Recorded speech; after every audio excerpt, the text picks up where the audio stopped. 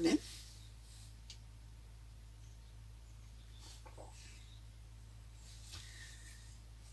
I wasn't going to do a video because they tend to take up a lot of my time, and I haven't got a lot of it left at the moment because I'm getting some clients in, which is good. But what I've felt an urge to do is to give a little warning out to our young men. The thing is, over the years, our young men have been pushed down and encouraged to express their feminine side. And all that energy and power that's in them has been criticised and put down. And I think that's really sad. I've seen lots of young lads join the army for a particular reason, mainly to get away from what they've gotten into at home and away from the people that have got them into trouble, and to find some kind of direction, some structure and some way of not necessarily becoming a hero, but having honour amongst men. That's what it is. That's basically the sensation that they're after, that they're seeking.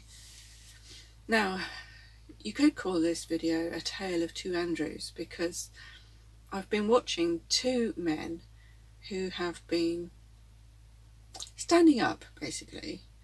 But I issue a warning here. Always look into the back history of these people. Don't take them on face value. Great that Andrew Tate is pushing young men to find their own identity, to not be afraid of being a man, to express those masculine feelings inside of them. And that's great. But, yes, there is a but. Think of the message he's promoting. What is he telling you? Ask questions all the time. I do, and I usually get to the cause of the issue here. Andrew Tate has got a message of freedom, and his freedom is all to do with not being tied down to the system, which primarily means not buying your own home. Now, who else gives that message? How has he gotten from being nothing to being a megastar and really, really rich? Kudos to him if he's finally found a way to do it. That's great. But, again a but, usually people who are promoted to the extent that he's promoted have made a deal with somebody or an organisation in order to promote a certain message in not an adverse way, but a different way to the way that they've been encouraged to think. So, be careful. Take his message, be strong and show your masculinity, and don't be afraid of it. Be honourable, open the door for ladies. If they don't want it, and if you feel that a woman gives you a catty remark saying, I can manage it myself, then just ignore her. Just let her get on with it. But those who are gentle women will accept it graciously. And that's the way you find out who the females are and who are the feminists who are overtly carrying this message of independence and power and strength, which they haven't necessarily got. I'm sorry, but we haven't. You put a female in the middle of a rugby pitch, I think she would be squashed. So, and how many women do you see on building sites or on the roadworks or carrying bins, you know, for that sort of thing? So we've fought for equality, but there's a sense of knowing where your limits are. It's just knowing what is a complement to the contrast that you see around you, and finding out where those skills are that you can give to the community that will enrich it. Now we come to the other Andrew, the Andrew Bridgen. He apparently, well, I did see the video where he stood up in Parliament and started questioning this whole scenario that we've been through the past couple of years, almost 3 years now. And he was suspended from Parliament for a few days pending an inquiry. Now everybody's outraged, everybody's talking about, well done him, yay, he's stood up, finally somebody in Parliament has said something great about the alternative view. Somebody is actually beginning a debate. Somebody is actually starting to question, which is wonderful, along with the BBC as well. Apparently, I didn't catch the broadcast, but it is online, and if I can find it, I will put the link below. A doctor was allowed to come on to the BBC News or a programme of some sort and talk about the mRNA that is in a certain V. And while that is wonderful, a debate is finally beginning to happen, I do question the motives of these people. I do question Andrew Bridgen. I do find that these people are, for want of a better word, a patsy.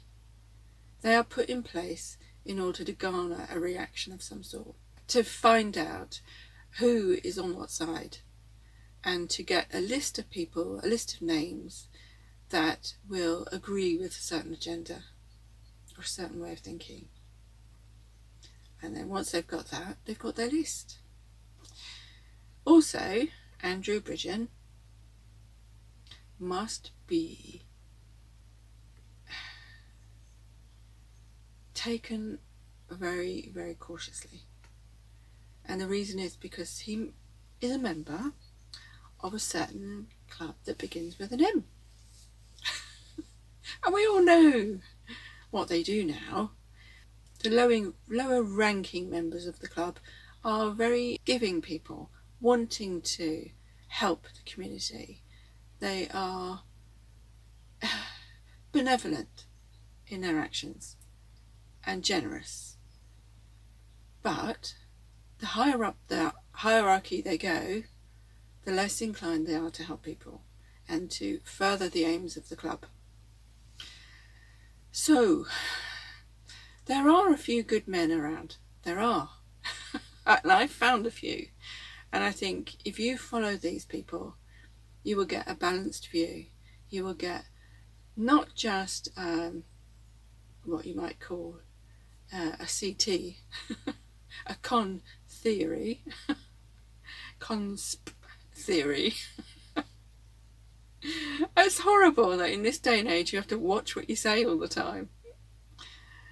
Because if you say anything that's against the agenda, they tend to bring out the bots or bring out the, the down ticks.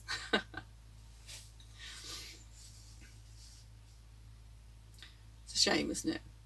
I can't believe our society's turned into this over a couple of years. But it has been years in the making, and we just haven't been awake or aware of what's been going on. And even though I see the terrible tragedies that are happening around now, I am grateful that this has happened.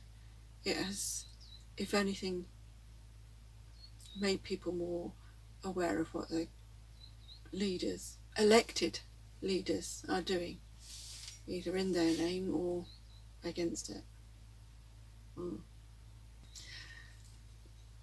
The key is not to jump on any bandwagon. The key is to just be cautious.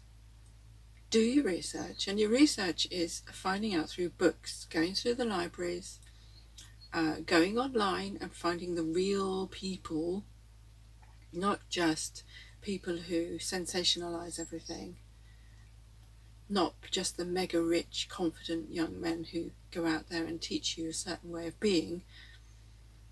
Good though that is, you must take their lessons that you find you resonate with and then disregard the rest. If you find yourself being caught up in a trap of some sort. So I'm going to end here, and what I'm going to do is put a load of links down below this video so that you can just look at them, watch them, observe them, and see what you think. And I've got a little message for the people of that village of Cottesmore and the people of Oxford. They were leaflet dropping. The people of Cottesmore won their case with the council, and they've stopped any more immigration coming in, which is good. But they must be vigilant, because the government has been known to push through what they want, ignoring what the local people want and just buying the property anyway and going ahead with their plans. So you've got to keep at them. You cannot just fall asleep again once you won a victory. And the people of Oxfordshire with this 15-minute zones, well done. Well done for letting people know. The thing is, half of you will be reported, because they'll be saying, people who agree with what's happening will be saying, I've just had some theory leaflets dropped in my door. Hopefully there won't be any evidential contact details on there, but if there are, stand up, don't be afraid.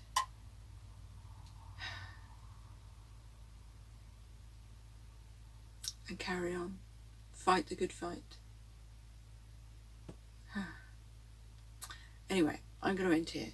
I've just got that little message to say, and hopefully things will begin to change soon.